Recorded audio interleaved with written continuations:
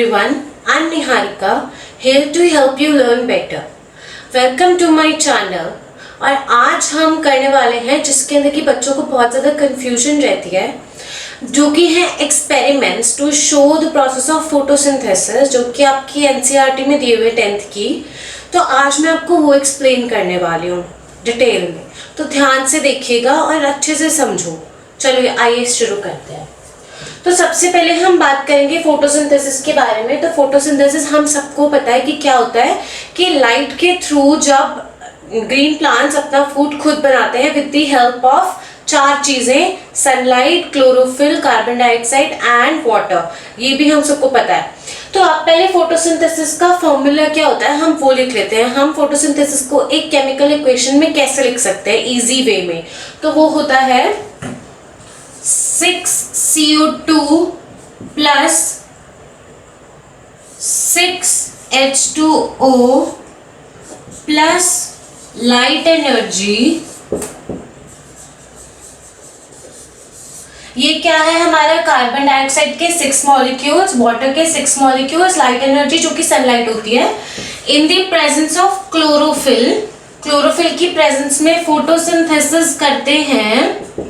और क्या प्रोडक्ट मिलता है जब ये तीनों मिलते हैं, फोटोसिंथेसिस करते हैं, तो हमें क्या मिलता है? ग्लूकोज, जो कि होता है C6H12O6। और क्या मिलता है हमें? ऑक्सीजन। ये 2 प्रोडक्ट्स होते हैं। ये क्या हो गया? ग्लूकोज, और ये हो गया ऑक्सीजन जो हम गेन करते हैं।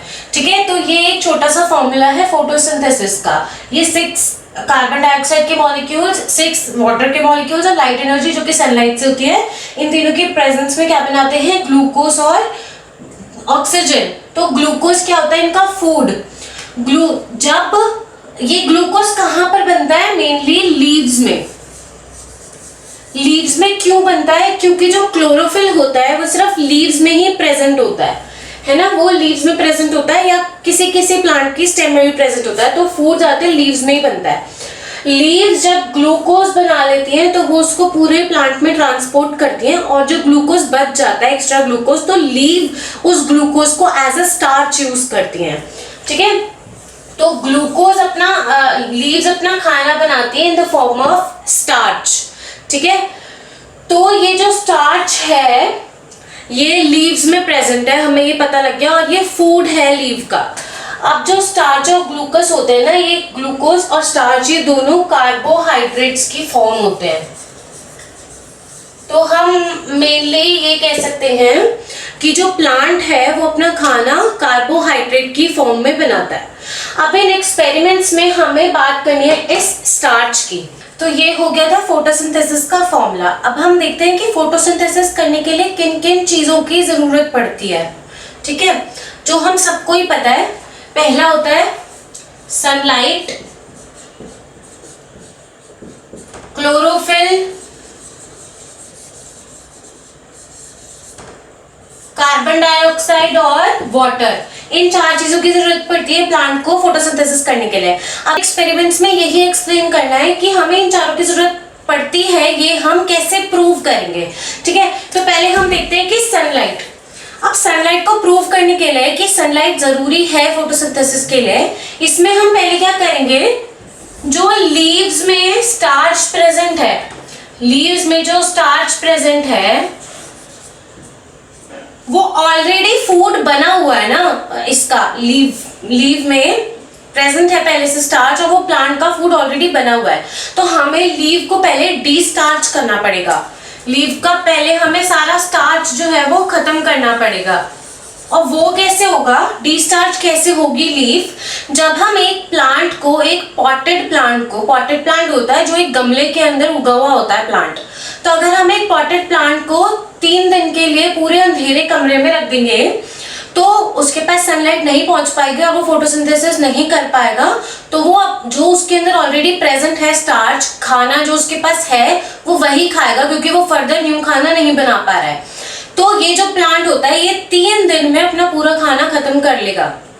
तो हमें प्लांट को एक ऐसे रूम में रखना है जो बिल्कुल डार्क रूम हो, बिल्कुल अंधेरा हो, जहाँ पे बिल्कुल भी सनलाइट ना आए, ताकि जो प्लांट है वो अपना फूड प्रिपेयर ना कर पाए और जो उसके अंदर ऑलरेडी स्टार्च प्रेजेंट है वो वही खाए। तो 3 दिन बाद ये जो प्लांट होगा जो हम ले रहे हैं ये वाला एक्सपेरिमेंट करने के लिए, वो बिल्कुल डिस्टार्च हो जाएगा। ठीक है, उसके बाद हमें क्या करना है, हमें इसको पहले हमने डिस्चार्ज कर लिया, उसके बाद मैं आपको पहले बता देती हूँ कि एक सोल्यूशन होता है आयोडीन सोल्यूशन, जो कि हमें हेल्प करेगा इस एक्सपेरिमेंट में, इन सारे एक्सपेरिमेंट्स में जो हमें हेल्प करेगा। ये आयोडीन सोल्यूशन क्या करता है, जब ये स्टार्च के ऊपर हम डालते हैं तो ये उस चीज को ब्लू ब्लैक में चेंज कर देता है। अगर हमें पता लगाना है कि किसी लीफ में स्टार्च है या नहीं, तो अगर हम उसके ऊपर आयोडीन का ड्रॉप डालेंगे, आयोडीन सोल्यूशन डालेंगे, तो अगर उसके अंदर होगा तो ब्लू ब्लैक में कन्वर्ट हो जाएगा उस लीफ का कलर। अगर नहीं हुआ उसका कलर ब्लू ब्लैक में कन्वर्ट, तो इसका मतलब उस लीफ के अंदर स्टार्च प्रेजेंट नहीं है, जो कि डिस्टार्च करने के बाद ही हो पाएगा। तो हम क्या करेंगे, पहले हमने उस पॉटेड प्लांट को अंधेरे रूम में रख लिया 3 डेज के लिए। उसके बाद हम उस प्लांट को बाहर लाएंगे और क्या करेंगे कि एक लीफ के ऊपर एल्यूमिनियम फॉइल की स्ट्रिप लगा देंगे मिडिल पार्ट में।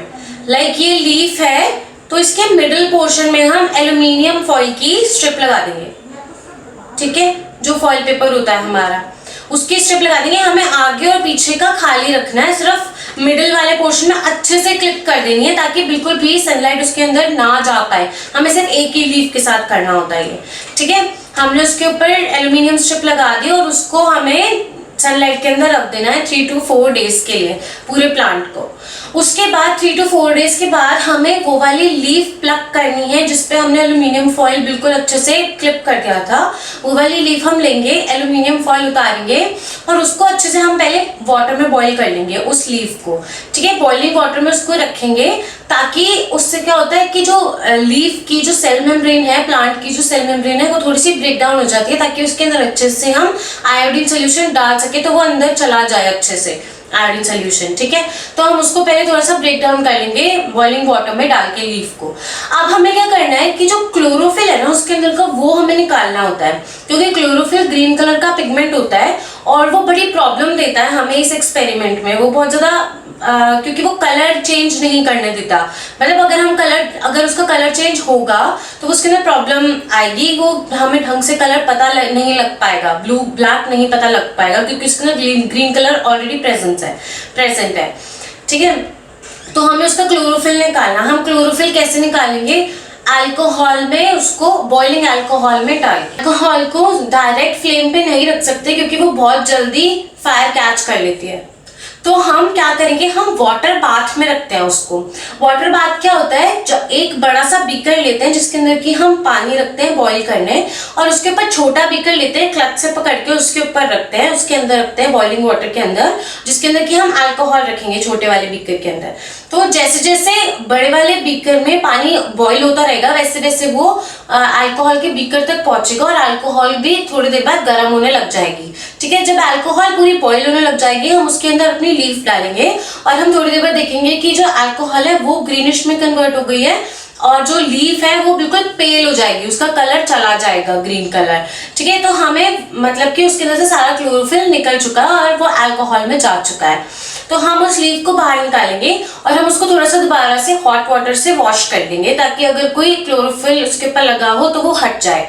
उसके बाद हम उस फ्री ऑफ क्लोरोफिल लीफ को पेट्री डिश में रखेंगे जिसमें कि हम सारे एक्सपेरिमेंट्स करते हैं। मैं एक व्हाइट कलर की डिश होती है पेट्री डिश, उसके अंदर रखेंगे, आयोडीन सोल्यूशन की 2-3 ड्रॉप्स उसके ऊपर डालेंगे और हमें रिजल्ट क्या मिलेगा कि जो बीच में जहां पर हमने लीफ के ऊपर एल्यूमिनियम फॉइल लगाया था, जहां पर सनलाइट को रोका था हमने पहुंचने से, वो जगह ब्लू ब्लैक कलर में कन्वर्ट नहीं होगी और जो आगे पीछे की पूरी लीफ का पार्ट है वो पूरा ब्लू ब्लैक में कन्वर्ट हो जाएगा।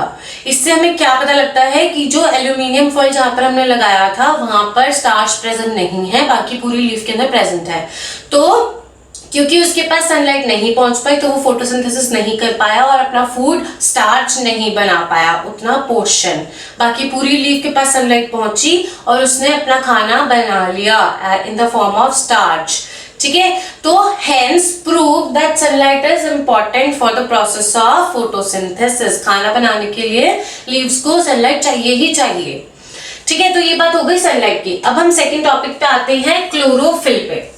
अब हमें ये कैसे पता लगेगा कि क्लोरोफिल इंपॉर्टेंट है या नहीं है।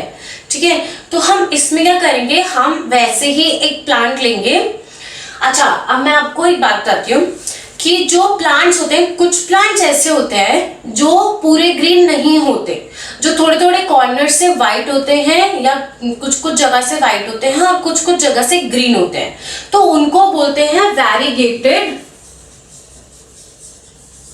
वैरीगेटेड प्लांट्स। उनको हम बोलते हैं वैरीगेटेड प्लांट्स, जिसका एक एग्जांपल है क्रोटॉन, जो पार्शियली व्हाइट होते हैं और पार्शियली ग्रीन होते हैं, मतलब उनमें पूरे में क्लोरोफिल नहीं होता।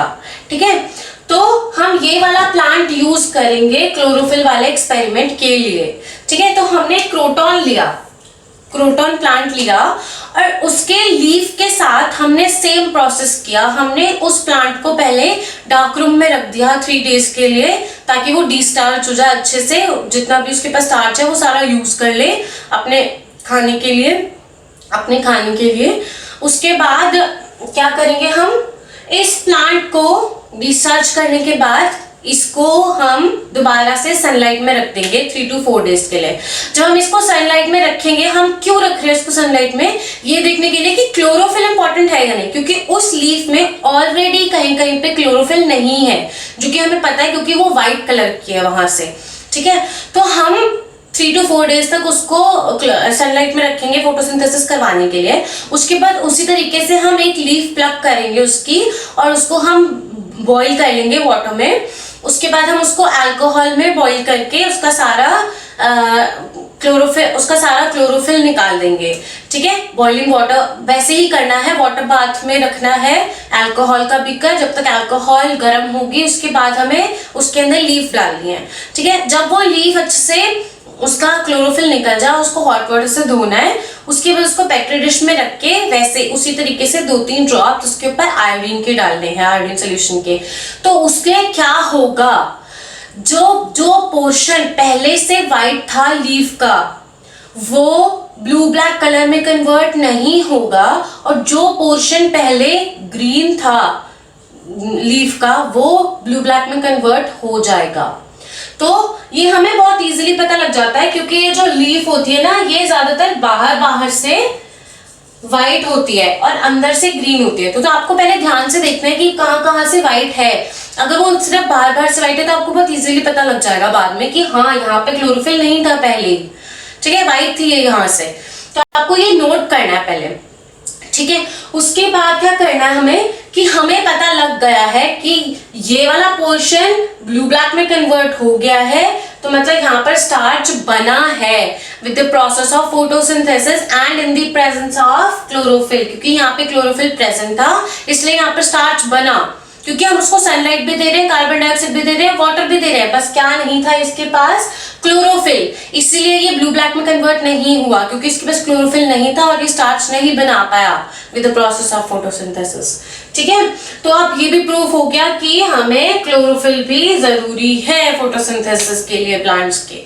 ठीक है, अब हम बात करते हैं CO2 की, कार्बन डाइऑक्साइड। कार्बन डाइऑक्साइड कैसे जरूरी है ये प्रूफ करना है थर्ड एक्सपेरिमेंट में हमें। तो हम इसमें क्या करेंगे, हम इसमें नॉर्मल प्लांट लेंगे, पॉटेड प्लांट गमले में। उसके बाद हम इसको वैसे ही डिस्चार्ज कर लेंगे 3 डेज के लिए डार्क रूम में रख के, इसकी लीव्स को डिस्चार्ज कर लेंगे। उसके बाद हम एक लीफ लेंगे और उसको एक बॉटल में एक लीफ का ऐसे सिर्फ एक टिप डाल देंगे और यहाँ पे लगा देंगे ढक्कन। हम बॉटल में क्या डालेंगे, KOH, पोटाशियम हाइड्रोक्साइड सोल्यूशन। ये क्या करता है, ये कार्बन डाइऑक्साइड को एब्जॉर्ब कर लेगा इस जार के अंदर पर्टिकुलर, और यहाँ पे कार्बन डाइऑक्साइड नहीं होगी प्रेजेंट, और हम इस लीफ को यहाँ पे डिप कर देंगे और बंद कर देंगे इसका कॉर्क। ठीक है, तो मतलब कि इतने एरिया में कार्बन डाइऑक्साइड प्रेजेंट नहीं है, बाहर है कार्बन डाइऑक्साइड प्रेजेंट। ठीक है, ये जो लीफ है ये प्लांट के साथ ही अटैच है। अब हम क्या करेंगे, हम इस पूरे प्रोसेस को रख देंगे सनलाइट के नीचे। ठीक है, इसके अंदर क्लोरोफिल भी है और हमने इसको सनलाइट के नीचे भी रख दिया, लेकिन इतने पोर्शन में सिर्फ कार्बन डाइऑक्साइड नहीं है जो कि इस टिप को नहीं मिल पा रही है कार्बन डाइऑक्साइड।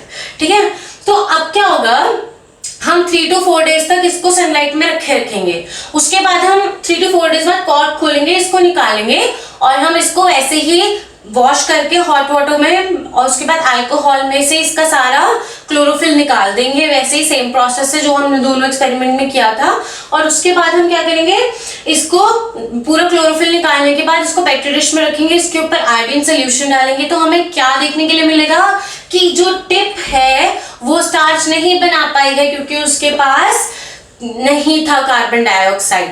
ठीक है, बाकी पूरी लीफ ने बना लिया है। ये पूरी लीफ जो है वो ब्लू ब्लैक में कन्वर्ट हो जाएगी और ये टिप नहीं हो पाएगी क्योंकि यहाँ पे कार्बन डाइऑक्साइड नहीं प्रेजेंट थी।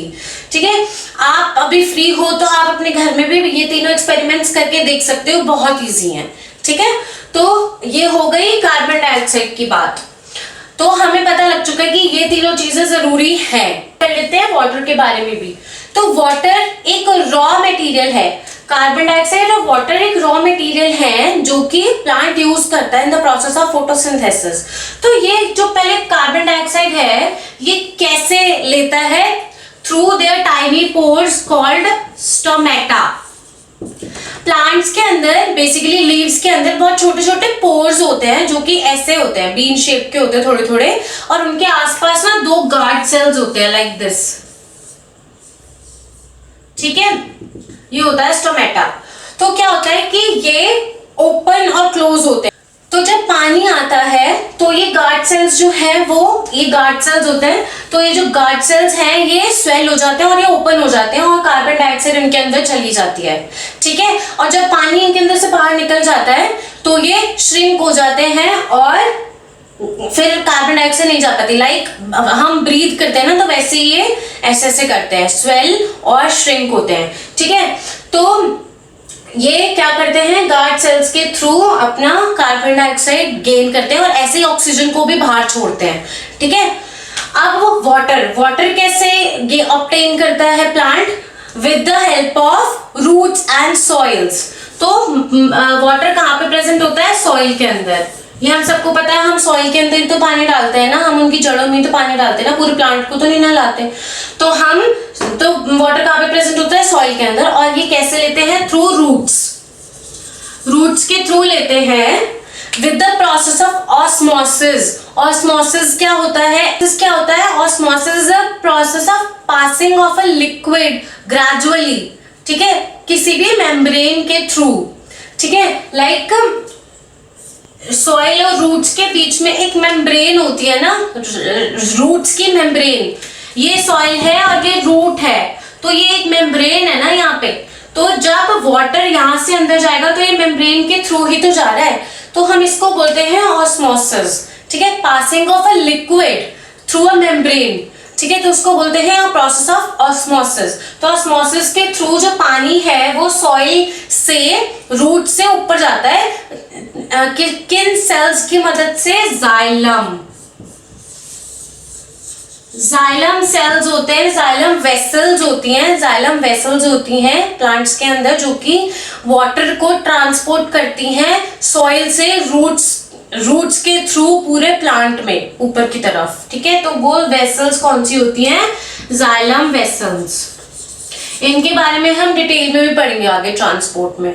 ठीक है, तो जाइलम वेसल्स होती हैं जो कि वाटर को ट्रांसपोर्ट करती हैं रूट्स से पूरे प्लांट के अंदर। तो इस तरीके से वाटर भी उनको मिल जाता है अपना प्रोसेस करने के लिए, फोटोसिंथेसिस। तो ये थे एक्सपेरिमेंट्स, इनको अच्छे से पढ़ो और आप ये प्रैक्टिस भी कर सकते हो ये तीनों घर पे। अगर आपके पास कोई पॉटेड प्लांट है गमले में, या कोई क्रोटॉन है, या वेरीगेटेड लीफ है, वेरीगेटेड प्लांट है, तो आप क्लोरोफिल वाला भी कर सकते हो। तो मैं मिलती हूँ अपने नेक्स्ट वीडियो में। Stay tuned, like and subscribe. Thank you and bye.